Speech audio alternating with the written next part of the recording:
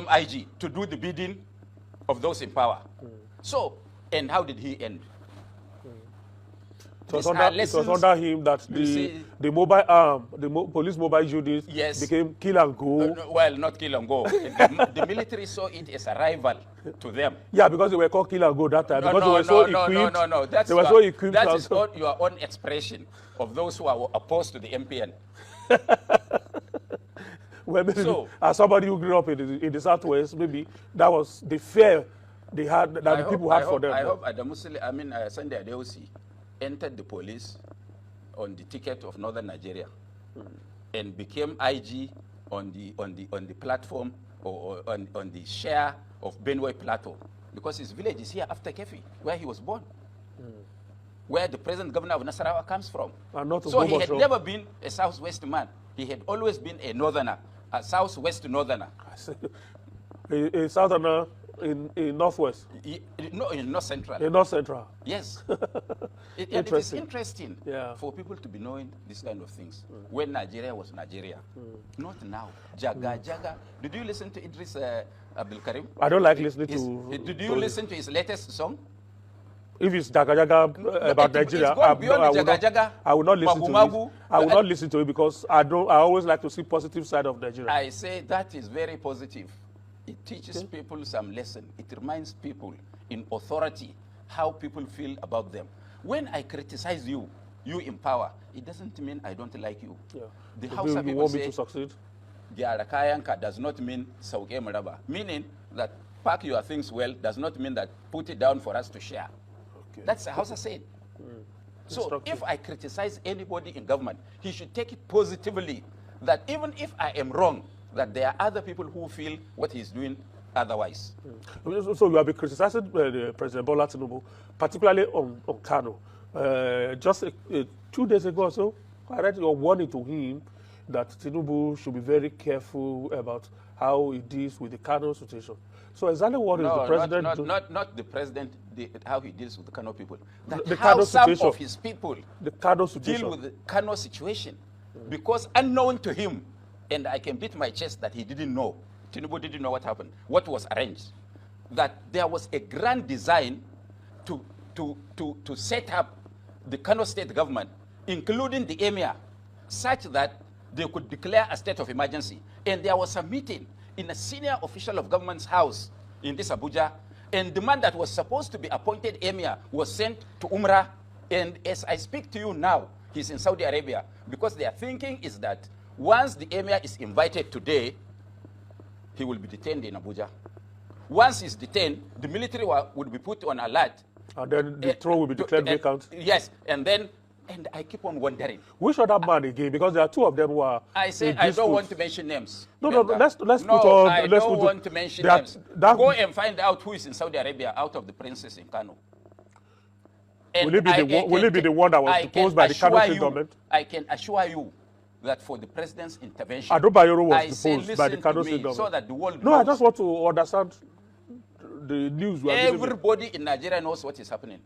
That there are key people in this government that are hell-bent in causing a bloodbath in Kano, such that they can take Kano through the back door.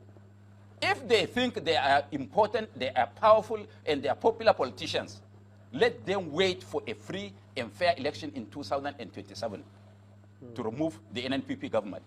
But they want to use their position to help themselves. That is not what it should be.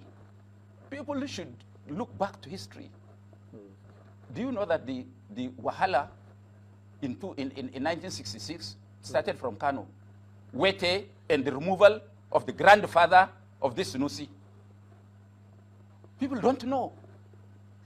That is why I am asking the president to talk to the IG. The IG should not be taking instructions from people who are nobody. And they could have just presented the president with fait accompli that there was a bloodbath in Kano and there is need for a state of emergency, or so should be brought back and met the emir. Is it the responsibility of federal government? Let me tell you that even if the Supreme Court rules that Sanusi was not properly appointed as the emir of Kano, can President Bola. This impasse, because we can't have two princes disputing such a reverse to The president should know better. And each of them can lay claim to court orders in this favor and all of that. We know that the courts have been directed from Abuja, unknown to the president. So who's the Abuja that will be directed to the president? Those that do this, they know when I speak that we know them, because they have an issue to solve with Sanusi. That's their personal problem. Sanusi is the Emir of Kano. There is nothing they can do.